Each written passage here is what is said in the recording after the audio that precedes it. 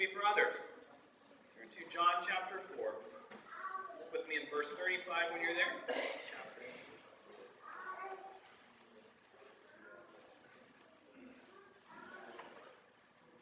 John chapter 4, in verse 35, it says, Jesus is speaking here, he says, "Say not ye, there are yet 4 months, and then cometh harvest.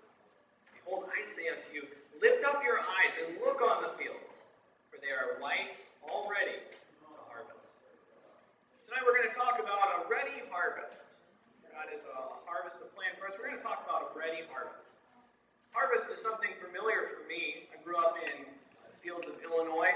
Look one side of your house and there was corn. You look on the other side and there was soybeans. And it was exciting because each year it switched.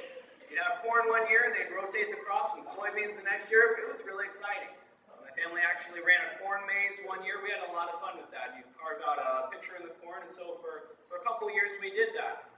Just harvest was something that we looked forward to. You see the seeds popping up out of the ground, and you'd see the corn growing really tall. It was amazing as I got older and older, taller and taller. It still got above my head. It was amazing to see how tall the corn would grow.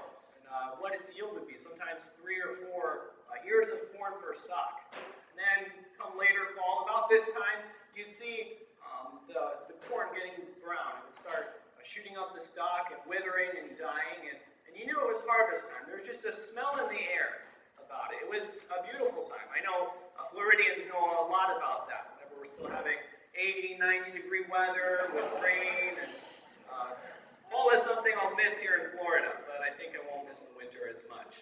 So Jesus is going to teach us today about a ready harvest. We look here in John chapter 4, and we're going to learn from Jesus what he tells us about the harvest. We, the church, have been commissioned by Christ to carry out his gospel to all the world, to spread it near and far. We're commanded to complete our great commission. John chapter 9, verse 4, Jesus says, "I must work the works of him that sent me, while it is day. The night cometh when no man can work." He saw an urgency about him. There was a need, an urgency for him to today do his Father's will, because he knew there was a time when he could no longer do it. Each one of us should see that urgency as we consider God's will for our life. Tonight we'll look at Jesus, the great soul winner, and learn several lessons from him as he gathers in a ready harvest. In Mark chapter 4, Jesus is taking a trip from Judea to Galilee. And if you look at a map, you'll notice that Judea is on the southern part of Israel, and there's a little place in between called Samaria, and then Galilee up top. Now, most Jews, whenever they would take this trip, would start at Judea, and they would go, instead of straight as the crow flies, they'd curve around Samaria. They didn't like going to Samaria because they hated the Samaritans. Why did they hate the Samaritans? Well, to the Jews, the Samaritans were foreign people.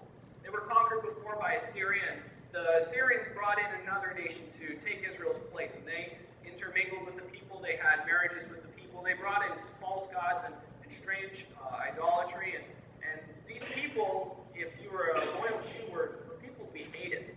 But look with me in verse 3, John chapter 4, verse 3. Notice what it says here. "And he left Judea, and departed again to Galilee. And he must needs go through Samaria." Why would he need to go through Samaria? Why does it say in the Bible he needs to go through there? It wasn't just a random trip. He needed to go through Samaria. Samaria, like I said, it's not a place that the Jews loved. It sounds crazy for them to need to go through Samaria. Any loyal Jew would think it's terrible to have to even deal with the Samaritans. So why did Jesus go through Samaria? It was always about his Father's business. He was submissive to the Spirit.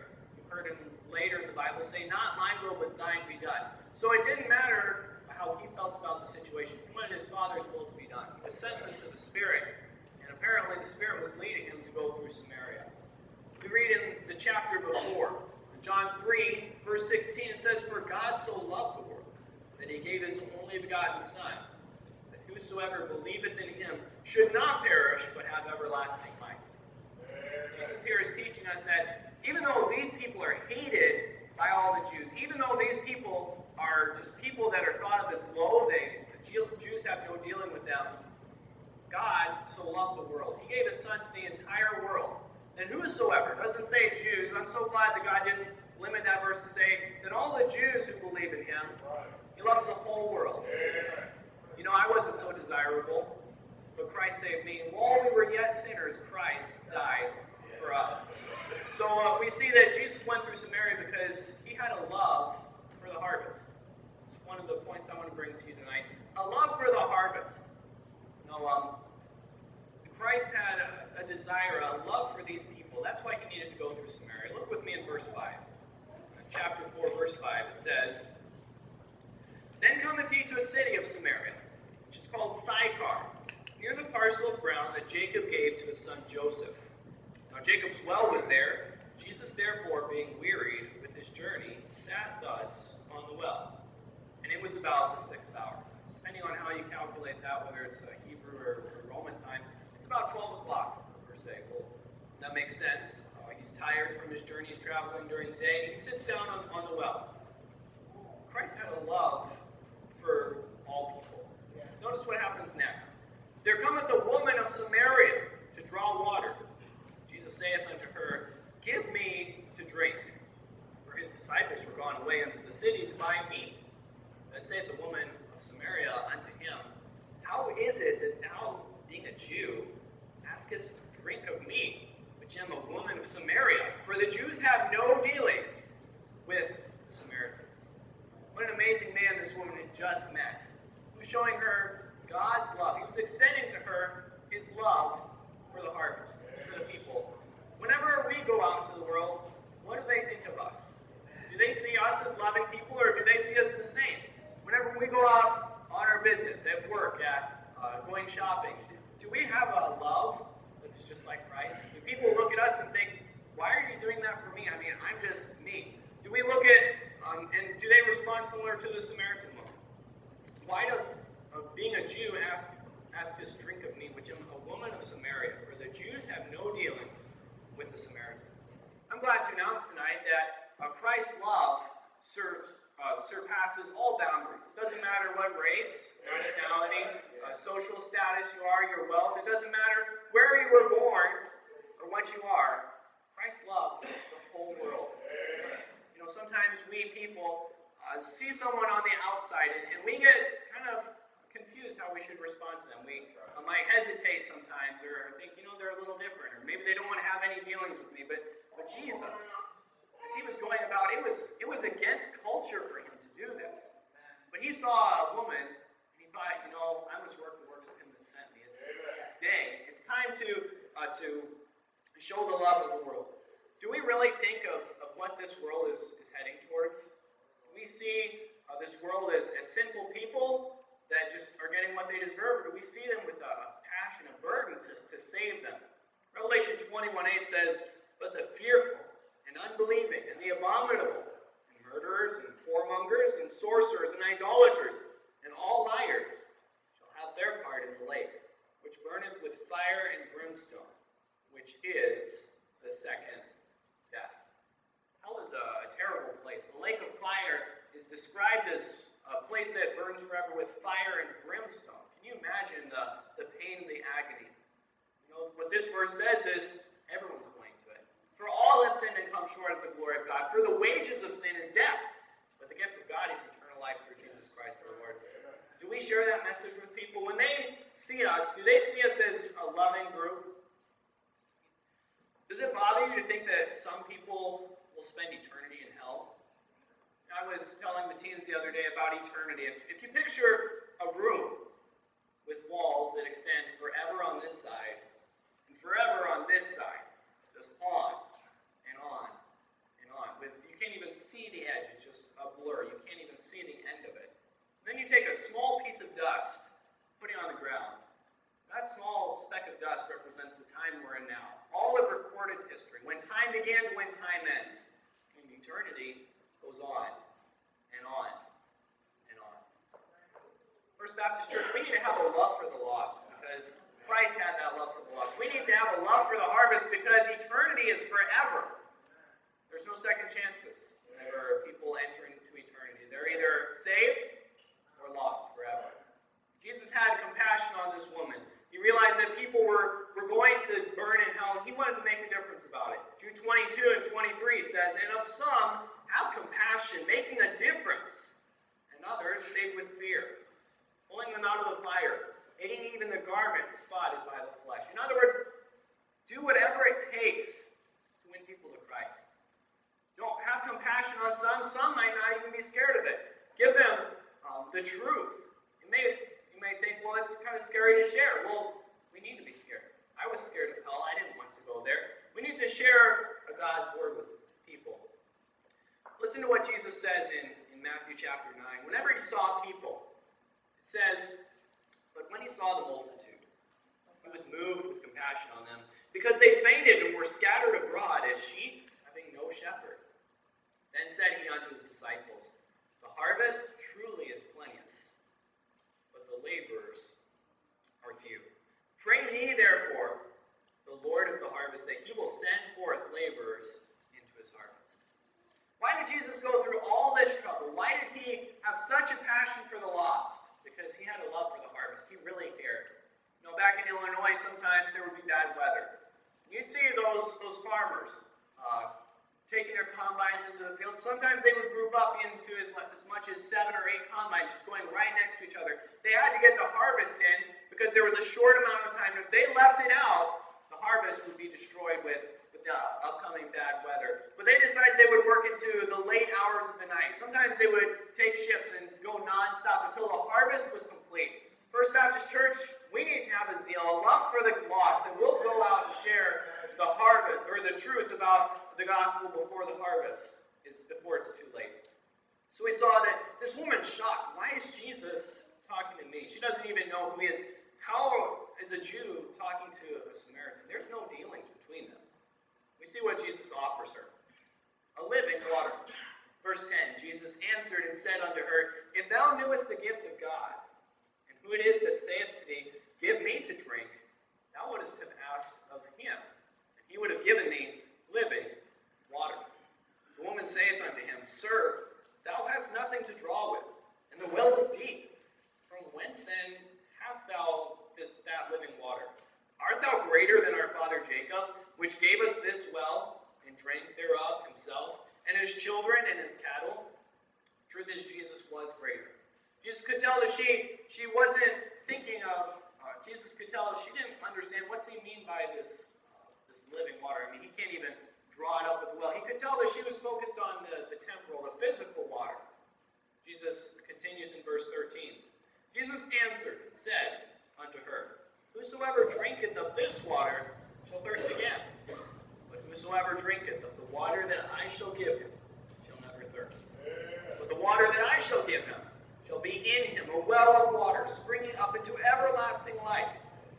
The woman saith unto him, Sir, give me this water, that I thirst not, neither come hither to draw. How does that sound, being out of a job? For the ladies, they would go and get the water, and she was like, Man, I can get this living water. I don't have to ever come down to this well again. I don't ever have to draw again. She thinks this is great. But again, her thinking is on the temporal, on this physical water. You know, this world is searching for something to fulfill them, something to meet their needs. Jesus was using this illustration of living water as a fulfillment. People are thirsty. They're thirsty for something, and they thirst again and again. They go here for satisfaction. They go over here for satisfaction. They try to fill that need that only Jesus can fill. But the thing is, each time they try to fulfill it, they're thirsting again and again and again. They have to come back and have something else try to fulfill their need. But Jesus is saying, I have living water. He that cometh to me will thirst no more. Church, we have a wonderful gift to give the lost. You know, they try to go out in this world and fulfill their desires, something that was never meant for that. Each one of us was created with a need inside of us to have a relationship with God. Now, even for the Christian, those that have the living water, we still have a need and a desire to fellowship with God.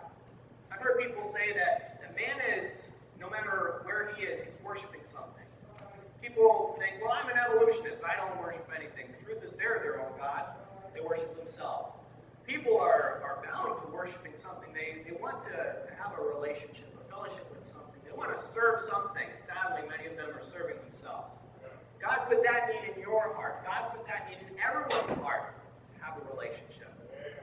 Sometimes we think, well, they don't want what I have to offer. Maybe you're confused. God has given each one of us a desire for Him. God's given each one of us a need. In this world, when they try to fulfill it with sin and all their things, they try to amuse themselves and just fill themselves up. It won't bring them true happiness. We have the life to offer them. Solomon, a man who had it all, tells us what he thought of life. When he'd experienced it all, he says in Ecclesiastes, I have seen all the works that are done under the sun, and behold, all is vanity and vexation of spirit. It doesn't matter how much people get. It doesn't matter how much technology they have. It doesn't matter how nice their house is. It doesn't matter how much money they have. All is vanity. It's all just emptiness. Without Christ, there's just emptiness. We have a gift, a living water. If we have a love for the harvest, we're going to share with them this living water, this Christ that has changed our lives. You know, sometimes it's sad to say Christians try to still fulfill their desires. God's given us a water that's living within us, a relationship with Him that we just have this relationship with Him, we won't thirst anymore. Sadly, we try to go back to the world to fulfill our desires. We try to look and see how they're amusing themselves to fill our needs. We need to separate from the world, make sure that we're living in a relationship with Christ. Whenever I have a relationship with Christ, there's going to be nothing lacking in my other life. People have said, Christ is all I need. All I need. Christ is all I need. Sadly, some Christians don't realize Christ is all I need until Christ is all I have. You know, some people in foreign countries are so blessed in that they don't have everything that we have, because they see Christ as all they need, because He is all that they have. So we have the living water to offer people. When you feel that emptiness and longing in your life with Jesus, He brings you joy. No matter what life brings your way, you can have an everlasting joy, a fulfillment, a satisfaction. Since Jesus came into my heart, floods of joy o'er my soul, like the sea billows roll. Since Jesus came into my heart. This woman still didn't understand. Verse 15. The woman saith unto him, Sir, give me this water, that I thirst not, neither come hither to draw. Jesus is going to then reveal her need. You see, she saw this physical need, but she wasn't seeing the spiritual need for a relationship with God. She was saying, oh yeah, I can have my work become easier, I won't have to do that. How nice to never thirst again. But Jesus was going to reveal something to her. We see a need revealed with me in verse 16. Jesus saith unto her, Go call thy husband. It's like, okay, if you're wanting this water, go call your husband, the head of the household. We'll make this decision with him. Go call thy husband and come hither. Verse 17. The woman answered and said, I have no husband. Jesus said unto her, Thou hast well said, I have no husband. For thou hast had 5 husbands, and he whom thou now hast is not thy husband. And that saidst thou truly. Can you imagine the shock on this woman's face? Here it is, a complete total stranger from another part of the country, never met her before, and he knows more than my neighbors know. Can you imagine that? No, the truth is Christ knows everything about us, those secret things in our life, and yet He still loves us. He still desires to have a relationship with us, to draw us in. We see that this lady now sees, He knows I'm a sinner. He knows I have a need. So she tries to justify herself. In verse 19, the woman saith unto him, Sir, I perceive thou art a prophet. That just makes sense. If he can see everything, no duh, he's a prophet. So in verse 19, Sir, I perceive that thou art a prophet. We see that she's trying to distract a distracting question. Our fathers worshipped in this mountain, and ye say that Jerusalem is the place where men ought to worship. Jesus saith unto her, Woman, believe me, the hour cometh when ye shall neither in this mountain nor at Jerusalem worship the Father. Ye worship, ye know not what. We know what we worship, for salvation is of the Jews. She was trying to distract Jesus from her needs, trying to point it out. It's a good tactic to distract by asking a question. So she's trying to ask this political question, this religious question. You know, the Jews worship in Jerusalem and say it's there, but we believe it's in this mountain over here. she's actually talking about Mount Gerizim. It wasn't very far, actually. She was near the foot of this mountain. And the Samaritans believed this was the sacred mountain of their religion. It was the place so many things happened according to their religion. So it was kind of confusing for the Samaritans and the Jews. Well, which one's the real place? Instead of getting distracted, Jesus points out a significant truth. Verse 21, Jesus saith unto her, Woman, believe me, the hour cometh when ye shall neither in this mountain nor yet at Jerusalem worship the Father. Ye worship ye know not what. We know what we worship, for salvation is of the Jews. Verse 23, But the hour cometh, and now is, when the true worshipers shall worship the Father in spirit and in truth. For the Father seeketh such to worship him. God is a spirit, and they that worship him must worship him in spirit and in truth. You know, I was thinking, well, what is this spirit and truth? Why those two things? When God says he's seeking for people to worship him, why does he bring out in spirit and in truth? To me, it seems like he's making a comparison between the Samaritans and the Jews. He says in verse 22, Ye worship ye know not what. See, the Samaritans, they had a spirit of worship. They had a mountain of worship. They would worship, but they didn't know what they were worshiping. Jesus says, they know not what. They were lacking truth in their worship. They didn't know what they were worshiping. The Pharisees and many others in Judaism were lacking. They had the truth. They had the law, the scriptures, the prophets, but they were lacking the Spirit. That's right. Amen. It says here, we know what we worship, for salvation is of the Jews.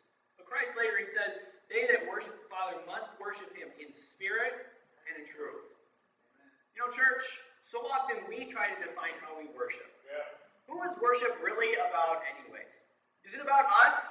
Is it about experience? Is it about how we feel in our relationship with God? No.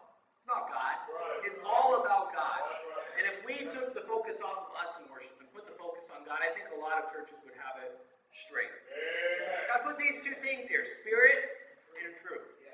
The Pharisees, God said that they were like white-washed sepulchres. Matthew 23:27, Woe unto you, scribes and Pharisees, hypocrites!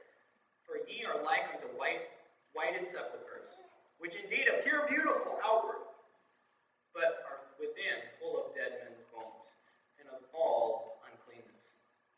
The Samaritans, on the other hand, they had the spirit, they had the place, but they lacked the truth in it. In church tonight, let's make sure that our worship is in spirit and in truth. You know, sad to say, there's a contemporary Christian movement.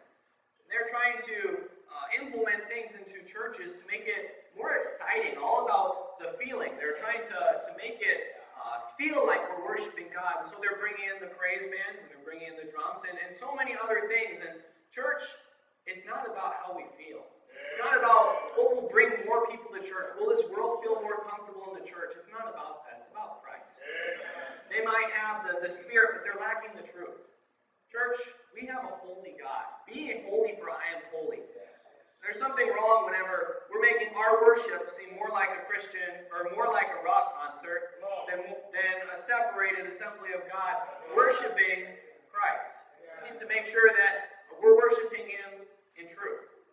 But then I'm sure we've all been to services where we've been through it, and it's kind of dull and ongoing and maybe kind of monotone, boring. But Christ doesn't want that either. He wants a true felt heart. He wants a spirit of worship from our heart. Something that really means something from us. If it doesn't mean anything to us, it probably doesn't mean anything to God. Why don't we instead look at the song that we're singing? Sing with a smile on our face and thinking of praise to God. Instead of bringing in the new philosophies of the world, the new things that this world is liking and bringing people, why don't we just make worship the way God wants it, not the way that we desire it. True worshipers must worship God in spirit and in truth. So today we see that she tries to distract him. Where do we worship? Well, he brings out true worship. It's about God. It's spirit and truth. We see next that there's a ripe field. Verse 31. Look there with me, please. Verse 25. The woman saith unto him, after he says all this, it's about truth and the spirit. That's what real worship is about. Not about which mountain you're on. He says in verse 25, the woman saith unto him, I know that Messiah cometh, which is called Christ. When he is come, he will tell us all things. Jesus saith unto her, this is exciting here, I that speak unto thee am he. Imagine the excitement as this woman realizes, wow, it's light bulb, it's all coming on. She's understanding this. This is the Christ. He's telling us about true worship, about what we're supposed to be doing. I that speak unto thee am he. And upon this came his disciples and marveled that he talked with the woman. Yet no man said, what seekest thou, or why talkest thou with her? The woman then left her water pot. Didn't matter what she was doing before. She had a new mission now.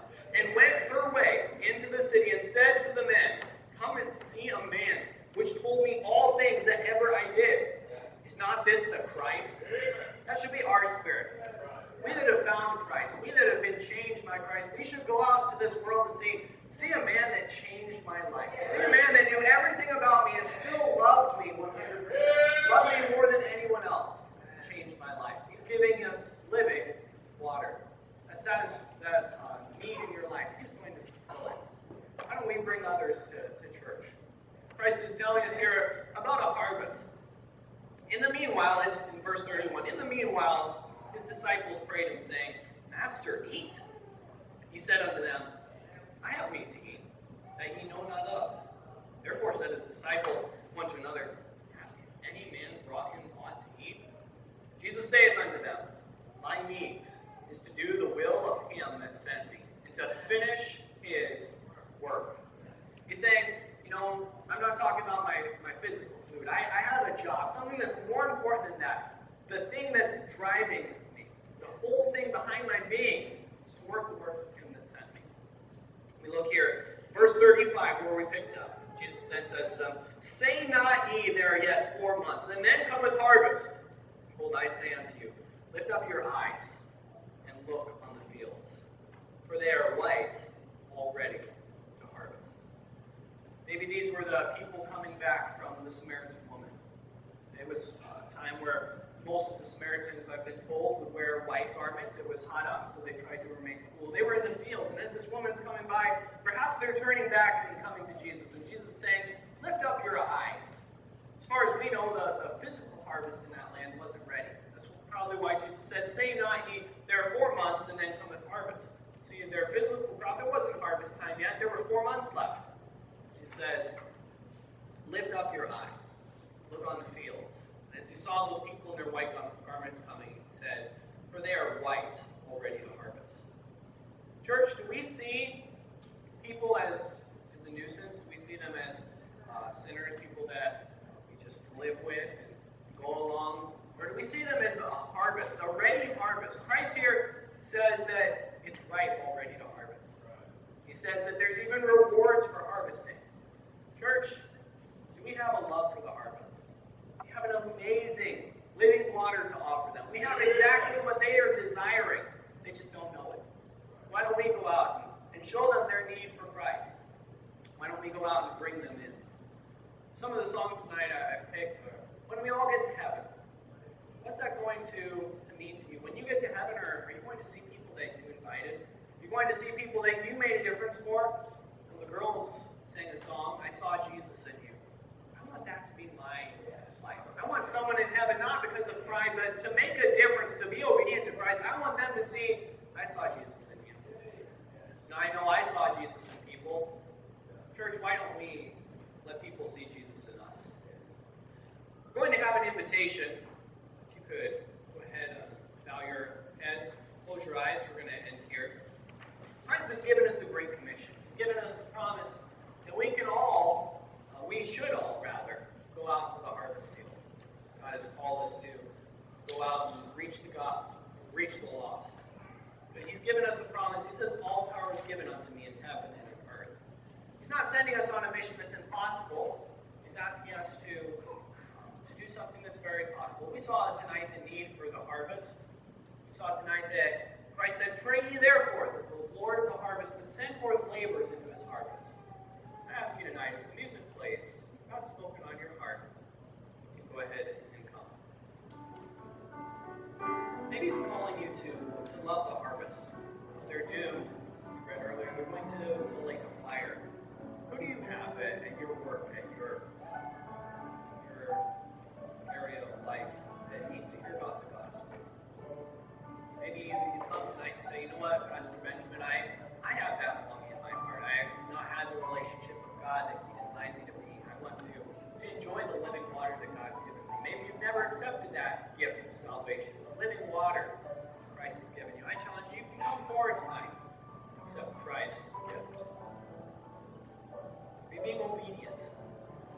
Great Commission. That's for each one in this church. If you're alive, this Great Commission applies to you. We're being diligent in carrying out His Great Commission.